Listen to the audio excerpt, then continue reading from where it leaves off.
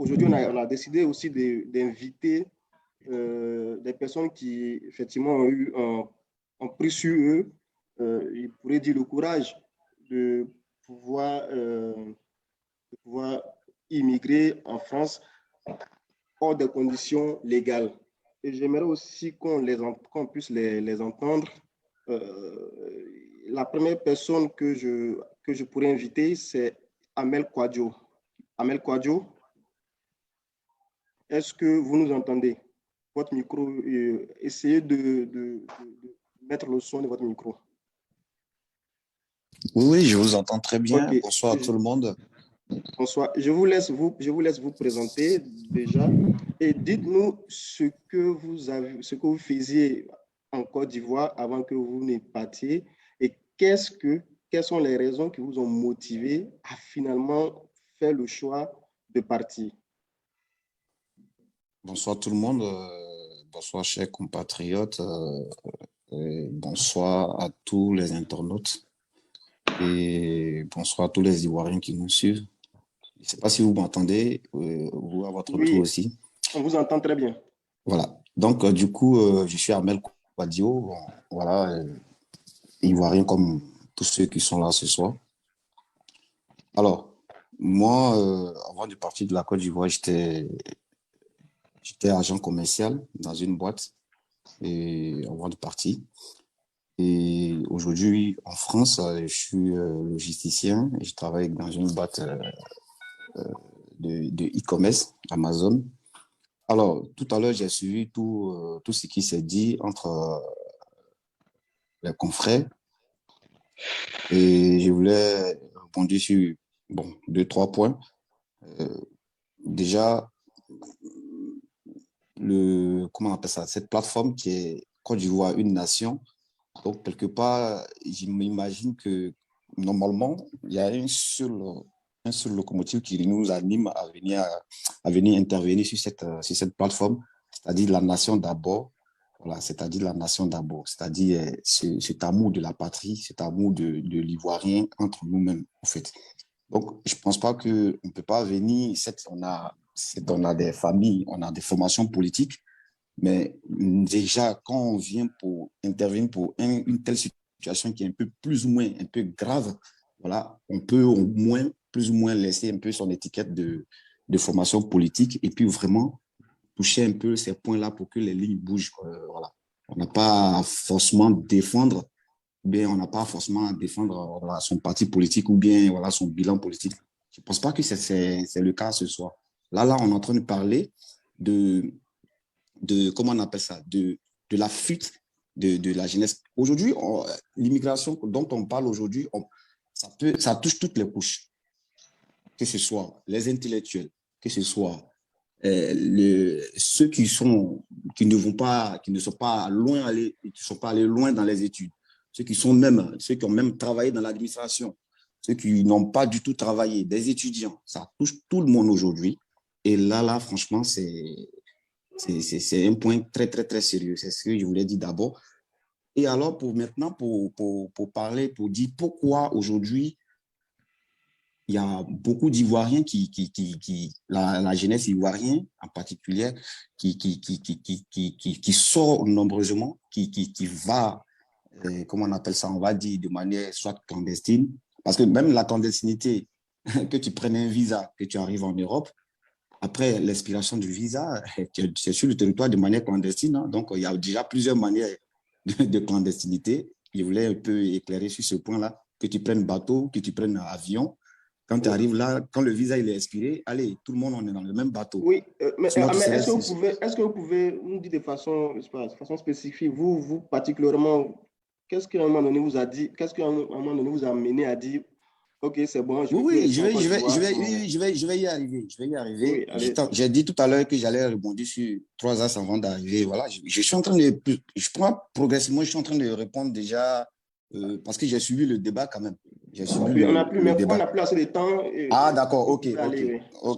Donc, pour moi, réellement, il y a déjà le mépris de nos élites. Le mépris de nos élites. Aujourd'hui, en Côte d'Ivoire, la Côte d'Ivoire a aujourd'hui, je crois, plus de 60 ans. La Côte d'Ivoire a plus de 60 ans. Aujourd'hui, il n'y a pas un système qui tient en compte toutes les couches sociales en Côte d'Ivoire. Après 60 ans d'indépendance. Vous voyez? Mais Il n'y Amel, a vous avez pas... été, désolé, mais vous dites que vous étiez agent commercial en Côte d'Ivoire. Vous étiez Oui, agent commercial en Côte d'Ivoire. oui. Euh, Pourquoi est-ce que vous avez laissé ce poste-là? Parce que je rappelle que vous n'êtes pas allé de façon légale. Vous avez bravé tout le périple de la Méditerranée, si je dis vrai. Pourquoi est-ce que vous êtes agent commercial en Côte d'Ivoire? On s'est dit un agent commercial, c'est quand même, il y a quand même un revenu qui, vous, qui peut vous permettre de pouvoir vivre peut-être un peu décemment en Côte d'Ivoire. Pourquoi est-ce que vous laissez ça et vous décidez de façon, en tout cas, prendre tous les risques pour rejoindre l'Europe? Je veux que vous nous partagez en quelque sorte, vous, Oui, oui, votre quand je ressenti à ce dis, moment-là. oui, effectivement, quand j'ai dit j'ai été agent commercial, effectivement, c'est de mes propres, je vais dire, comme on le dit, je me suis grouillé moi-même pour intégrer une petite boîte. C'est pas du genre, voilà, l'État m'a encadré ou bien mon pays m'a donné une chance, une seconde chance. Moi, voilà, je suis orphelin, voilà, et aujourd'hui, je suis resté sur le carreau après le décès de mes deux parents. Vous voyez? Et c'est comme ça que je me suis retrouvé dans une situation où je devais me battre moi-même pour me faire une place au soleil. Est-ce que vous voyez un peu? Donc, quand je dis, oui, j'ai été agent commercial au pays avant de venir ici, oui, effectivement, c'est même pas dans le cadre où j'ai suivi une formation ou bien où l'État m'a donné une chance encore, où l'État m'a récupéré, c'est-à-dire me donner une autre chance pour me former, hormis les études. Est-ce que vous voyez un peu ce que je veux Vous avez dire? fait quelle étude? Vous avez, par exemple, dites-nous, par exemple, parce que vous avez fait quelle étude en Côte d'Ivoire? Vous êtes arrivé à quel niveau? Oui, Et si est-ce que ce que vous faisiez en tant qu'agent commercial ne oui, correspondait pas à ce que ouais, vous avez comme j'ai formation? fait, effectivement, j'ai fait comment on appelle ça, les études générales comme tout le monde en Côte d'Ivoire. Après Oui. le BEPC, j'étais au secondaire et je devais faire l'électronique en F2 et il n'y avait plus les moyens. Les parents sont décédés, tout et tout. Et c'est comme ça que je me retrouve, quand je dis que j'ai été commercial, c'est chez les Libanais aujourd'hui qui dirigent plus ou moins l'économie intérieure même de la Côte d'Ivoire aujourd'hui. Ça, c'est pas un truc qu'on peut discuter. Et j'ai été commercial dans une boîte d'un Libanais. Et c'est comme ça. C'est pas, je vais dire quoi, c'est pas l'État qui m'a formé jusqu'à ce que je me trouve là. Vous voyez? Oui, Ça veut dire ok. quelque part, mon pays m'a abandonné après que, voilà, je n'ai plus de parents, ni de père, ni de père, ni de mère. Est-ce que vous D'accord. voyez un peu? Donc, quand tu as un genre de personne comme ça, ben, mon ami, tu ne peux que, voilà, comme on le dit, comme Baudouin le disait tout à l'heure, lui, la vie lui a donné la chance. Je suis content pour lui. Il allait étudier, il est rentré aujourd'hui. Mais il y a des milliers d'Ivoiriens qui sont sur place même en Côte d'Ivoire, qui vont aller à Bobo. Aujourd'hui, moi, je me pose la question, Non, très sincèrement. Je vais Amel, être on va court, c'est revenir, ma on va dernière. peut-être Oui, oui, revenir vers vous après. c'est ma dernière phrase. Bon, je vais dire, c'est ma dernière, ce sont mes dernières paroles. Aujourd'hui, je me pose la question. Quel est le droit d'un Ivoirien qui naît à Tingrela ou bien à Mans par rapport à un Ivoirien qui naît soit à Cocody, dans la maison d'un certain député ou bien d'un enfant des députés. Au fait, c'est la question que je me pose au fond. Vous voyez? Donc, plus ou moins, peut-être dans mes propos, vous voyez que vraiment, quelque part, l'État ne fait rien pour tout le monde. Voilà. D'accord. Comment est-ce que vous avez quitté la Côte d'Ivoire? Quel était votre parcours? Est-ce que vous êtes passé par la Libye? Vous êtes rentré par quelle frontière? Quelles étaient les réalités sur la route, mais aussi les réalités de ceux avec qui vous avez peut-être fait aussi ce parcours-là? Est-ce que vous êtes tous arrivés finalement?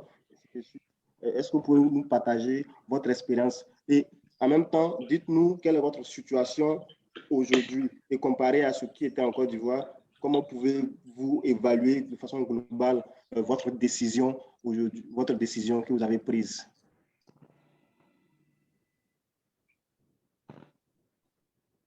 Voilà, encore de nouveau, merci pour la parole que vous me donnez. Bon, pour moi, pour vous dire la vérité, moi, par contre, j'ai eu la chance et j'ai pas fait, comment on appelle ça, la route de Abidjan jusqu'à Niger, Burkina, tout ça, franchement, j'ai pas pu faire ce chemin-là qui mène jusqu'à à truc. Mais par contre, effectivement, ma première fois que je suis sorti du pays, je suis allé en Turquie, ça n'a pas marché. Et quand je suis revenu, c'est ma tante comment on appelle ça, qui m'a donné les moyens pour que, pas vraiment, ça, c'était pas grande chose, effectivement, parce que je pouvais plus, j'avais déjà perdu mon boulot. Donc, du coup, je me suis retrouvé en Tunisie. Et c'est de la Tunisie, et après que je me suis retrouvé, comment on appelle ça, en Europe. Donc, pour le trajet de, je sais pas, Burkina, Niger, franchement, ce trajet-là, je le connais pas vraiment.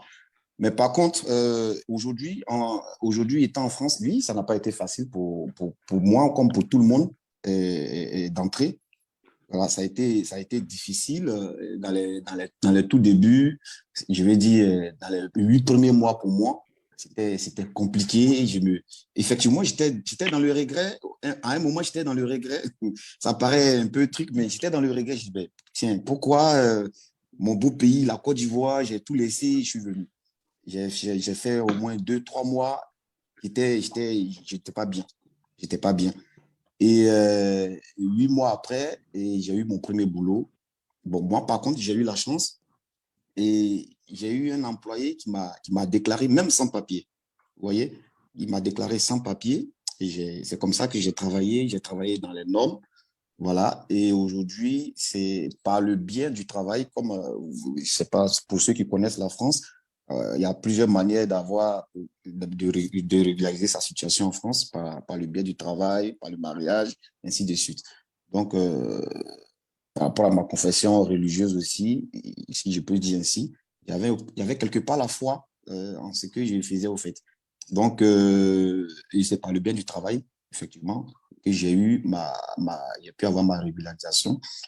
Et si je peux dire aujourd'hui, ma vie en Europe aujourd'hui par rapport à celle de la Côte d'Ivoire, oui, effectivement, aujourd'hui ici, même j'ai vu que l'État n'a pas laissé quelqu'un sur le carreau. Que ce soit même, et que même que je sois immigré en France, aujourd'hui, j'ai au moins un certain nombre un minimum de droits. Vous voyez, il y a un minimum de droits. La répartition, la redistribution de la richesse en France ici, tout le monde profite.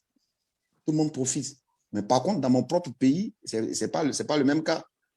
C'est pas le même cas. Aujourd'hui, tu nais à Bobo derrière rail, tes parents t'ont pas mis à l'école, on te laisse sur le carreau, et tout ce qui est mine, tout ce qu'on est en train de parler, les mines pétrolières, tout ça là, ça c'est, toi, tu es un Ivoirien d'Abobo derrière rail, tu vas pas profiter de cela. Et on est tous Ivoiriens. Mais par contre, en France, tout le monde profite.